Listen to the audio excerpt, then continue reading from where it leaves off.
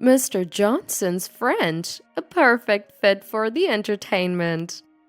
As I passed by Evelyn, she whispered it just loud enough for us to hear, a smug look on her face. That mocking sneer, so unfit for a bride on her wedding day. The speech I prepared for Scott's surprise was actually a trap set by Evelyn to humiliate us, my husband and me. Evelyn had always looked down on us for being dropouts, hurling insults at every opportunity. With her Harvard degree, she often belittled us with her favorite phrase, just dropouts. Her insistence that we participate in the wedding if we wanted to attend was probably a scheme to make us the laughingstock in front of her family. Dropouts giving a speech in French? Impossible, she must have thought. Evelyn probably expected a pitiful, broken French-speaking old man trying to show off. We'll be fine. Don't worry about us. Just look forward to it. We reassured Scott, who looked anxious, determined to put Evelyn's arrogance in check. I grasped the microphone firmly. I'm Violet, turning 70 this year. Though we faced some hardships in our youth, we now live an ordinary life as a regular family. We've always cherished Scott, our eldest son, sparing him the struggles we endured. Our efforts paid off when he met a woman and decided to marry. Sadly, this wedding made us face hardships once again. The first time we met Evelyn, our future daughter-in-law, was when they visited us for a family meeting. Initially, Evelyn seemed modest and gentle, so we were happy that such a wonderful person would become Scott's wife. We were thinking of just submitting the marriage papers and skipping the ceremony. What a waste! Let's celebrate it properly. Yeah, we can contribute financially, so have a nice ceremony. Our discussion about the wedding was cordial throughout. It changed when Taylor, my husband, started talking about Scott's past. We're glad he was born smart, unlike us. He even went to a national university. Evelyn, didn't Taylor graduate from a public university? No, we didn't go to high school. What? So, are you both dropouts? Evelyn asked, looking surprised. We had to help with the family business instead of going to school. Though not something to be proud of, we just smiled wryly at her reaction. We had always wished to study like everyone else, but we were proud of our family and didn't resent our circumstances. It's quite shocking to hear dropouts, isn't it? Yes, it's a relief Scott didn't inherit the lack of intelligence. What do you mean? Having dropouts as in-laws, it's making us silk purrs out of a sow's ear, she said with a smile. The room went silent in an instant. While it wasn't something to brag about, her blatant disrespect made Taylor and me exchange looks of disbelief. We were shocked by her cruel words, but she seemed unbothered, even asking playfully, "Oh, was that too difficult for dropouts?" Her carefree smile left us speechless. We swallowed our words, choosing to believe she meant no harm. However, Evelyn's behavior was nothing but malicious, looking down on us as pitiable, uneducated in-laws. It must have been because of the word dropout that they thought we were pathetic in-laws with no education. Ever since then, she started hurling insults at us every opportunity, with an attitude you'd never imagine from the first impression. You two got married quite young, didn't you? Was that because there was nothing else to do? That's not true. We really got to know each other and then decided to marry. A time when free love was possible, huh? But still, ending up marrying a dropout, it means you could only find someone on the same level, right? Evelyn, while smiling and lifting the corners of her mouth, had malice in every word she uttered. Despite the terrible things she said, neither Taylor nor I could get through to her.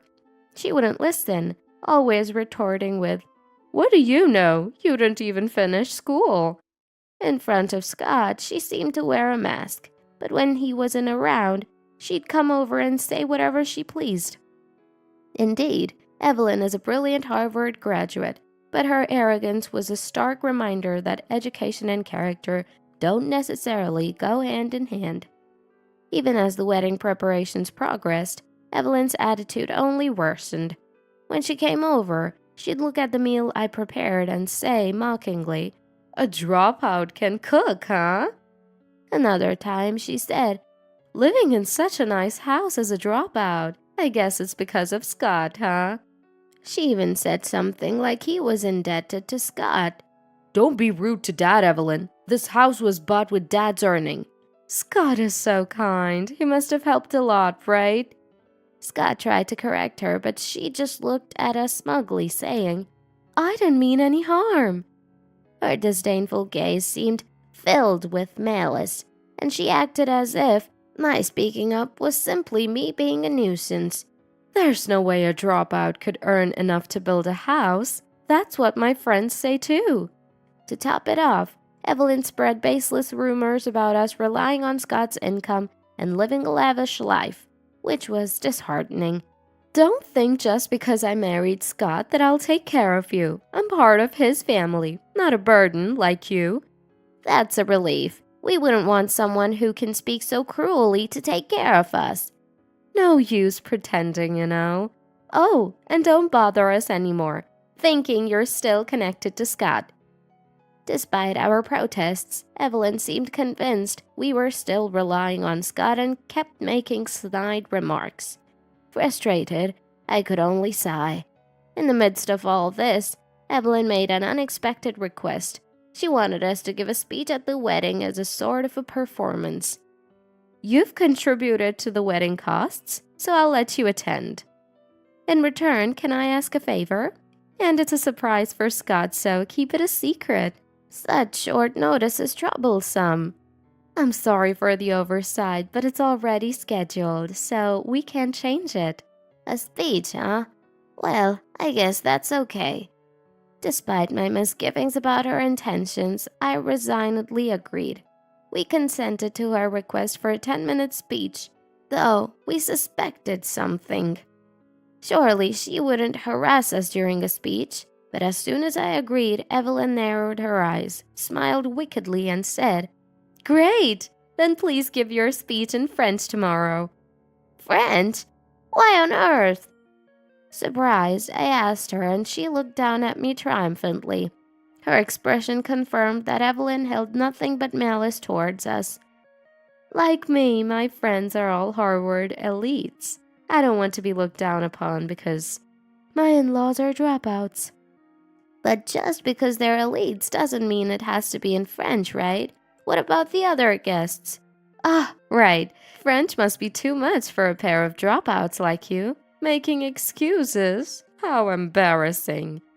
Evelyn, with her continuous sarcasm, forced us into a corner and left after saying, "If you're attending, you'd better keep your promise." I glanced at Taylor with a troubled look, but he just shook his head silently. As I was pondering what to do, Scott called. "Mom, are you okay? Everything all right?" "Yes, I'm fine. Why do you ask?" "I heard from Evelyn that you guys were going to liven up the wedding, so I thought maybe she went to bother you again." Scott sounded apologetic. It seemed he called because he was worried about us due to Evelyn's excessive behavior. "I wonder if choosing Evelyn as a partner was a mistake. I never thought someone could change so much just because of their education." Scott muttered this quietly, sounding defeated. I couldn't let our proud son, who never discriminated based on education and grew up kind, worry anymore. Taylor and I exchanged glances and nodded. "We're fine, don't worry about us. We're looking forward to the wedding."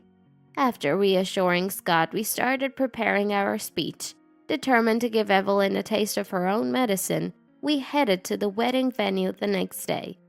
The wedding day itself seemed to go smoothly, except for Evelyn's friends who sneered at us from their seats. Even in the hallway, someone deliberately bumped into me without apologizing, likely influenced by something Evelyn said. I'm sure Evelyn was asking something about us, as she didn't even apologize and looked at us with a mocking smile on her face as she left. "You okay, Violet?" "Yes, I'm fine." I could guess what they had been told, but it was shocking that people could behave so rudely to someone they just met. Their character itself was questionable.